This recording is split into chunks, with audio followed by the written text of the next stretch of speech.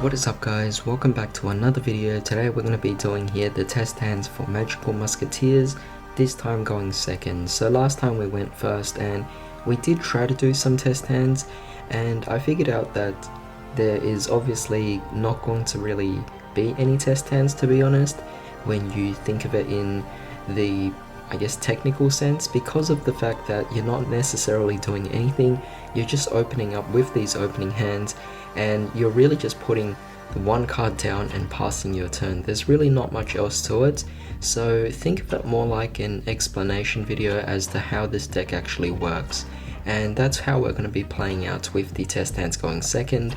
We're going to draw into 6 cards, but obviously I'll do my best to explain every single card and how it could potentially react to different potential cards out there, depending on what the situation may be. But it's better to be done in actual practice, so without further ado, let's just begin. But before that, I would like to quickly remind you guys to drop a like, share, comment and subscribe if you end up enjoying this video. It really does matter. So with that being said, let's begin.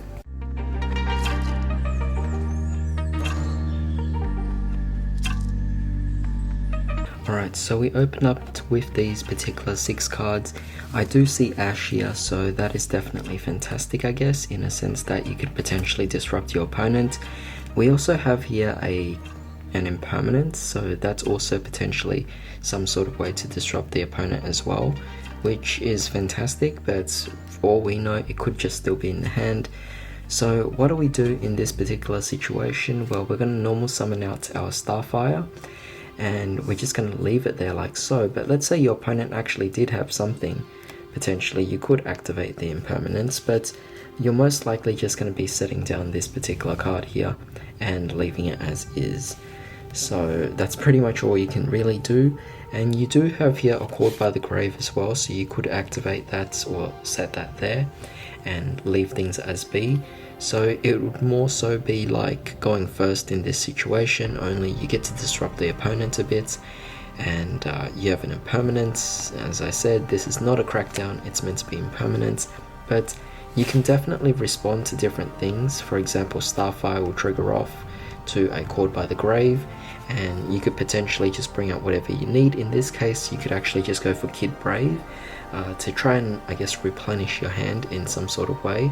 Otherwise, you could go for Casper as well, allowing you to add other cards potentially from the deck to the hand, which would be fantastic, of course. So it is really a matter of what you're going up against. If you're going up against a deck that utilizes hand traps, then Called by the Grave works out. Starfire, we have yet impermanence. But if you're going up against something that's more like a deck with big monsters and all, it's definitely going to be a lot different here. So say with the Kid Brave, I've just played this out and that way I could actually better demonstrate it. So let's say you're actually going for Kid Brave. In this case, you would discard, you'd probably keep one of these here and discard it, and then you would draw 2 cards. So I'll shuffle my deck and we're just going to draw 2 cards here. I mean, yes, we could have discarded anything else, so this is what we could have done. And yeah, we basically just have a bunch of different cards on the field. So you could go for an instant fusion, which would allow you to go into your Millennium Eyes, so that could kind of prevent your opponent from doing anything in terms of trying to negate you in some sort of way. So you would be able to go into Kid Brave and link that away and go into your Max. Now, of course, in Max's situation, it's dependent on whether or not your opponent has any spells and traps, or if they have monsters. But I guess either way, you could still technically do the same thing. It's just that when it happens to be spells and traps, then you can just add spells and traps based on the number of monsters your opponent controls. Otherwise, you would special summon whatever Magical Musketeers based on the number of spells and traps. So again, it's really hard to determine. Like, say if your opponent had more spells and traps, then in that case you'll just spam out a bunch of monsters from the deck and that would be great. But we don't know if they have 2 or 3 or just 1. And then when it comes to monsters, we don't know how many monsters they have. Do they have 1 or 2 or something like that? Or maybe they have both. You never know. and it just makes this deck really different. For example, let's say they did have monsters, you could go for steady hands, and you could also go for cross domination, so let's get those two. I'm just doing a hypothetical in this situation. When you activate this, trying to target one of their monsters, let's say they tried to respond with one of their monsters, then the Millennium Eyes can respond, taking their monster, so that's definitely fantastic.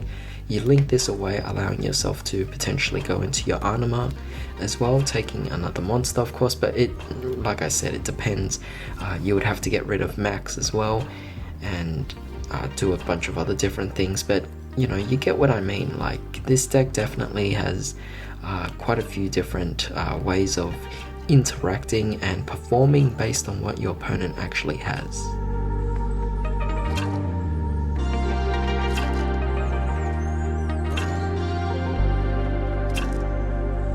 Alright, so here is a very different hand. Obviously you can see that there are a lot more monsters, so it gives us quite a bit of different ways to actually interact.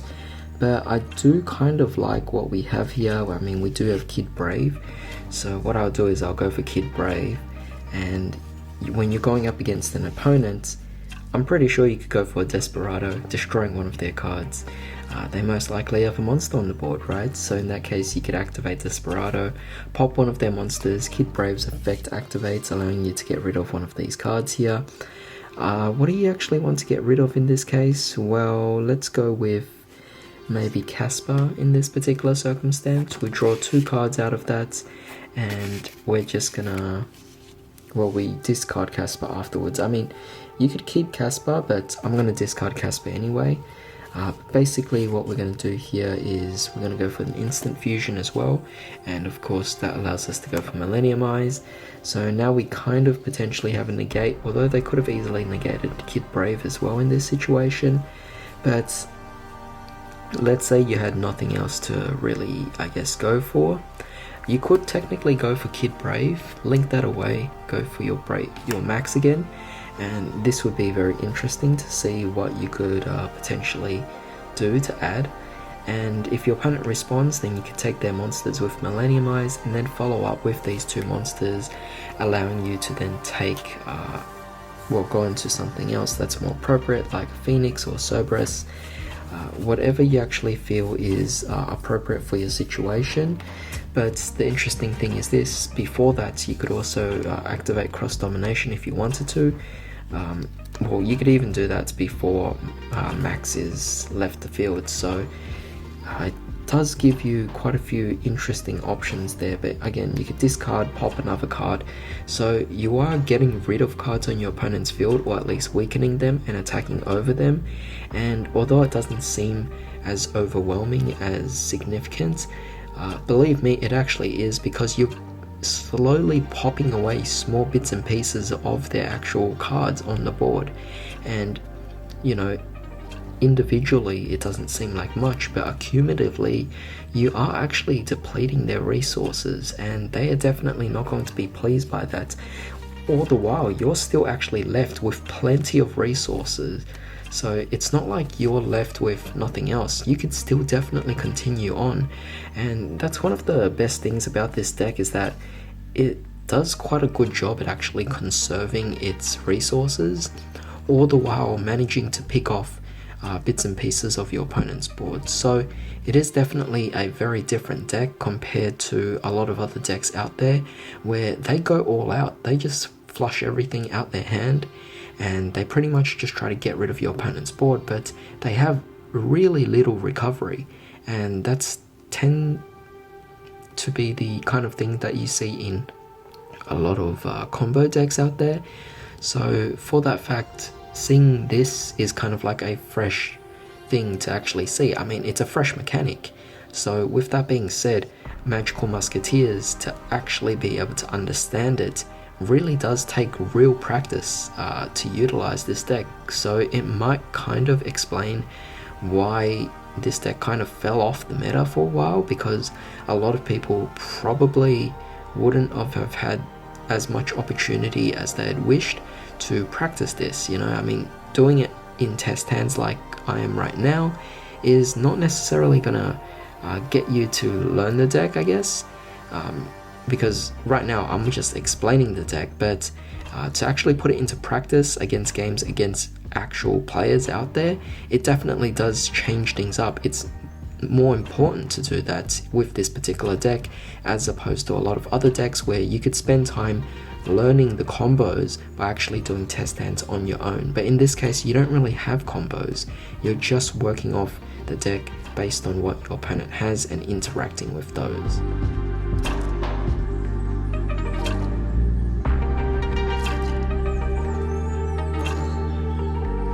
Alright, so here's the last test hand. Very nice here.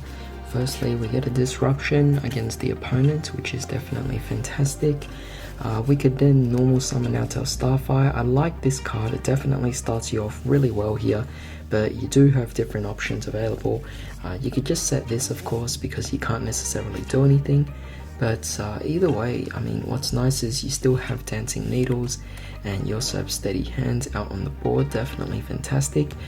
Dancing Needles might not seem like much, but keep in mind, getting rid of your opponent's resources from the grave definitely will be a form of disruption as well. You also have Steady Hands to, I guess, boost this up, but keep in mind, you could activate this right now, boost it up. It might seem ridiculous. You might be able to do this as well, that way you don't have to waste this right now, but this could technically be used during the battle phase, which would be fantastic, of course. So you could activate this, trigger off Starfire, banish off their resources. These days, a lot of decks would have cards in the graveyard, I'm pretty sure. So this would be effective. Starfire triggers off, allowing you to then summon out either Kid Brave or whatever. So it is up to you. I'm going to summon out Kid Brave. And this will allow you to, I mean, let's just keep this in the hand for now just in case, but Kid Brave will allow us to then draw 2 cards. So I'm going to shuffle my deck. And we're going to draw 2 cards here, so 1 and 2.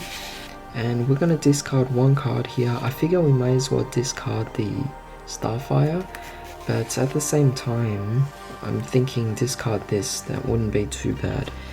So what we're going to do next is we're going to go with Pot of Desires. That's very nice as well. What else can we do here? We could, I mean, what I really wanted to do is that Crooked Crown actually could work out, but I think I'll do that later. So I'm just going to go for the Pot of Desires first, and we're going to banish off 10 cards, so 5 and another 5 here, and then we're going to draw 2 cards. But before that, we're going to check and see what cards we actually banished off. Desperado, Doc, another Desperado, well, 3 Desperados, that's unfortunate. Cross Domination, Ash, Caspar, Dark World, Caspar, Crackdown. That's okay, I mean, that's fine. But what did we actually get into? We have here Impermanence and a Steady Hands again, wow. But yeah, what I was actually thinking is that you could technically activate the Crooked Crown, allowing you to summon out another Starfire, which is definitely an option, of course. But if you didn't want to waste this extra Starfire out, you could just link away one of your cards. So you could link away your Starfire, allowing yourself to go into your max, of course, and this will allow you to add whatever you want. So let's say you were to try and add some monsters, then you could actually go for your Caspar, and you could activate your Crooked Crown, summoning out your Caspar onto the board and locking out one of the fields on your opponent's side as well, which is fantastic, of course. But aside from that, you could, I mean, in this case, you could lock out the right column. If they only have 1 column left over, you could potentially lock it out with the Crooked Crown, and by doing so, you could prevent your opponent from summoning out like a Phantasme or something, which would be fantastic, of course.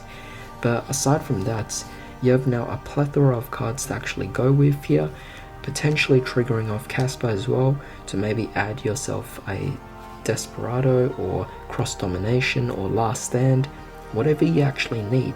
But you do have quite a few cards here to actually go off with for your attack. I mean, you may as well go for your steady hands, at least one of them right now, and boost up your Kid Brave, and then this will trigger off Casper, allowing you to just add whatever card you need from the deck. So in this case, maybe I'll go for Cross Domination to weaken our opponents, and from that we could take Casper and Max, and we could link them away, potentially allowing us to go into one of our bigger monsters out there, and then discarding one card and doing everything like that, and then again slowly picking away at their monsters, picking away at their resources, all the while maintaining your own.